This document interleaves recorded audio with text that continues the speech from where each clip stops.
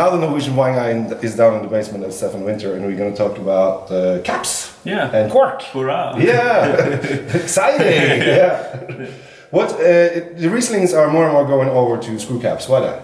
Yeah, it's a safe closure with a neutral taste, and so you know that you have no bad influence on some things on your wines, and so yeah, it makes sense, especially in the basic level wines. Yeah.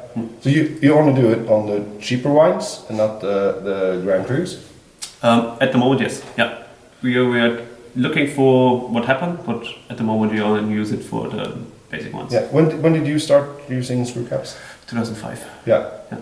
And how are you still having the 2005 bottles to see if they're still okay? Absolutely, and it's very important to get the experience on the closure. We don't want to. So we're a traditional winemaker, and the closure is also important for traditional things. And so we have to study and learn what happened with the wines under this closure. Because the difference is, like you see, cork and screw cap, but cork is a natural product, and that's probably the issue for you, I think, because you can get air through and you get corked. Yeah. And with this one, you hopefully never gonna do that. That's right, and that's the problem at all. For me, the best closure is natural cork, but only a good natural cork. Yeah. And you can't influence it. You can't spend a lot of money on it when you buy it, and then you hopefully get a good quality, but you don't know it.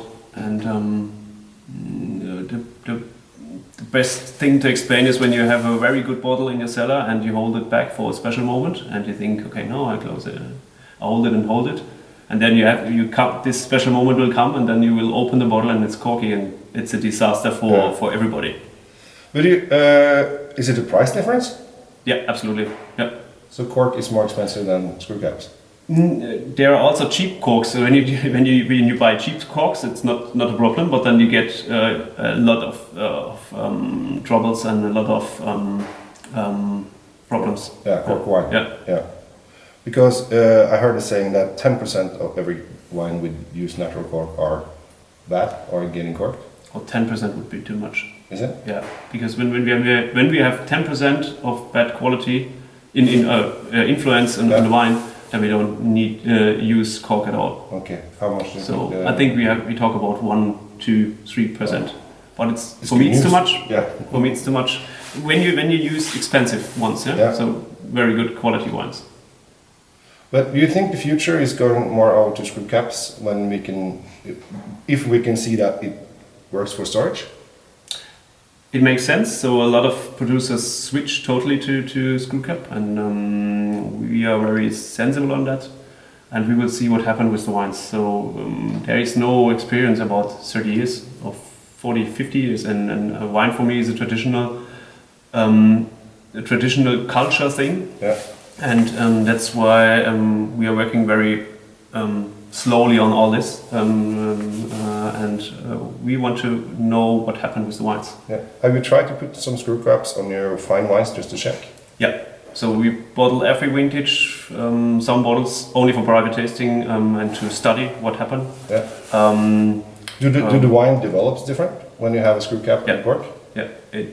You have not this air diffusion. Yeah. Because this is a natural. Yeah, you have more air in the bottle on top. Yeah. Yeah, and no, I mean the cork is it's open. It's not totally closed, and so you have some air diffusion in the cork over the years. Yeah. And the screw cap is closed. Yeah. And so you hold a lot of CO2 in the wine. At the beginning it's good, but it tastes different. So everybody from us knows how wine tastes that's 10 years old, because we know it from the cork aging. When you open a 10 years old screw cap wine, then it tastes totally different. You have a lot of CO2 left, and the aging is going. So you have to understand what happened. And so mostly it will help when you decant some wines with old wines that closed with screw cap.